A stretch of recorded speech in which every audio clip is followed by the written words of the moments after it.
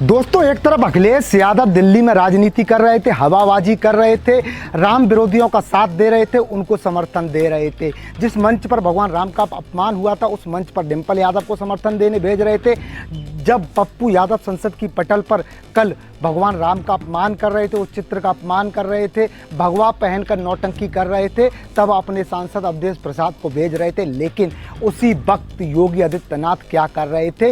UP में योगी आदित्यनाथ ने पिछले 60 दिन में एक ऐसा चक्रव्यूह रच दिया है जिससे समाजवादी पार्टी और अखिलेश यादव जो है बर्बाद हो जाएंगे।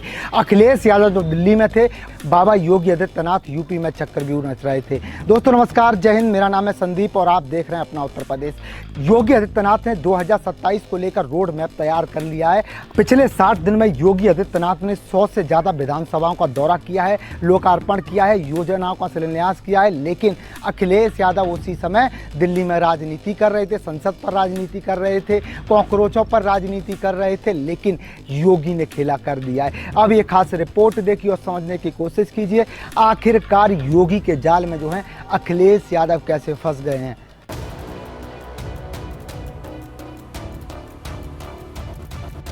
उधर दिल्ली में हवाबाजी करते रह गए अखिलेश यादव और डिंपल यादव और सांसद अवधेश प्रसाद से कराते रह गए भगवान राम का अपमान करने वालों का समर्थन। इधर बुलडोजर बाबा ने यूपी में रच दिया चक्रव्यूह, समाजवादी पार्टी को चुनाव से पहले ही कर दिया बर्बाद। योगी का मिशन 100 वाला प्लान देखकर अखिलेश यादव भी रह गए हैरान। दोस्तों, एक तरफ दिल्ली में सियासत अपने चरम पर थी, विपक्ष केंद्र सरकार को घेरने की रणनीति बना रहा था। समाजवादी पार्टी के बड़े नेता भी अलग अलग राजनीतिक कार्यक्रमों और विरोध प्रदर्शनों में सक्रिय दिखाई दे रहे थे। लेकिन ठीक उसी समय उत्तर प्रदेश में एक अलग ही तस्वीर बन रही थी। मुख्यमंत्री योगी लगातार जिले दर जिले, विधानसभा दर विधानसभा पहुंच रहे थे।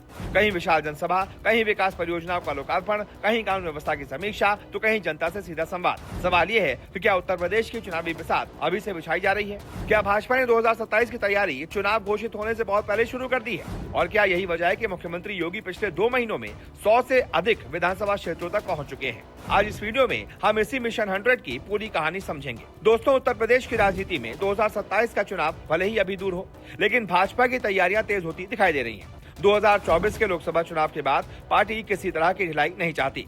यही कारण है कि मुख्यमंत्री योगी लगातार प्रदेश के अलग अलग हिस्सों का दौरा कर रहे हैं। बिजनौर से लेकर गाजियाबाद, आगरा से झांसी, मैनपुरी से वाराणसी और गोरखपुर तक मुख्यमंत्री की लगातार सभाएं हो रही हैं। इन दौरों में केवल भाषण ही नहीं, बल्कि विकास परियोजनाओं का लोकार्पण, शिलान्यास, अधिकारियों के साथ समीक्षा बैठकें और जनता से सीधा संवाद भी शामिल है।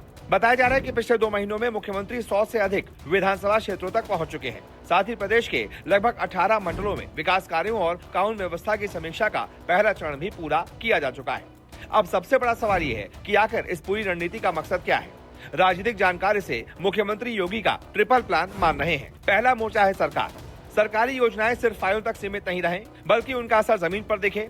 इसी उद्देश्य से मुख्यमंत्री लगातार विकास कार्यों की समीक्षा कर रहे हैं। जहां परियोजनाएं पूरी हो चुकी हैं, वहां लोकार्पण हो रहा है और जहां काम बाकी है, वहां गति बढ़ाने के निर्देश दिए जा रहे हैं। दूसरा मोर्चा है संगठन। मुख्यमंत्री नियमित रूप से विधायकों, सांसदों, जनप्रतिनिधियों और पार्टी पदाधिकारियों से मुलाकात कर रहे हैं। बूथ स्तर तक संगठन को सक्रिय रखने और कार्यकर्ताओं के लगातार संवाद बनाए रखने पर विशेष जोर दिया जा रहा है। भाजपा अच्छी तरह से जानती है कि उत्तर प्रदेश जैसा बड़ा चुनाव केवल सभाओं में नहीं, बल्कि मजबूत संगठन से जीता जाता है। तीसरा और सबसे अहम मोर्चा है जनता। लखनऊ और गोरखपुर में नियमित जनता दर्शन हो या जिलों में जाकर लोगों से सीधा संवाद, मुख्यमंत्री लगातार जनता की समस्याएं सुनते हुए दिखाई देते हैं। यही कारण है कि सरकार और जनता के बीच सीधा संपर्क बनाए रखने की कोशिश लगातार जारी है। यानी सरकार अपना काम करे, संगठन अपनी तैयारी करे और जनता से सीधा संवाद भी बना रहे। यही इस पूरी रणनीति की सबसे बड़ी खासियत मानी जा रही है। भाजपा के समर्थकों का मानना है कि 2027 का चुनाव 2022 जैसा नहीं होगा, इसलिए पार्टी पहले से ज्यादा मेहनत कर रही है। वहीं विपक्ष भी सरकार को अलग अलग मुद्दों पर घेरने की कोशिश कर रहा है और अपना चुनावी रणनीति तैयार कर रहा है। यानी मुकाबला आसान नहीं होगा, लेकिन इतना जरूर है कि मुख्यमंत्री योगी ने इंतजार करने के बजाय मैदान में उतरकर तैयारियां शुरू कर दी हैं। लगातार दौरे, विकास परियोजनाओं का उद्घाटन, प्रशासनिक समीक्षा, संगठन के साथ बैठकें और जनता से सीधा संवाद, इन सबके जरिए भाजपा अपनी चुनावी तैयारी को मजबूत करने में जुटी हुई दिखाई देती है। अब फैसला आखिरकार जनता के हाथ में होगा। क्या मिशन 100 भाजपा को लगातार तीसरी बार सत्ता तक पहुंचाने में मदद करेगा? क्या विपक्ष इस रणनीति का प्रभावी जवाब दे पाएगा? क्या उत्तर प्रदेश की राजनीति में आने वाले महीनों में और भी बड़े राजनीतिक समीकरण बदलेंगे? इन सभी सवालों का जवाब आने वाला समय देगा। लेकिन एक बात साफ है कि 2027 की लड़ाई की शुरुआती दस्तक सुनाई देने लगी है और उत्तर प्रदेश का चुनावी माहौल धीरे धीरे गर्म होता जा रहा है। आपकी क्या राय है? क्या मुख्यमंत्री की ये रणनीति भाजपा के लिए गेम चेंजर साबित हो सकती है? क्या विपक्ष कोई नया दांव चलकर मुकाबले को पूरी तरह से बदल देगा?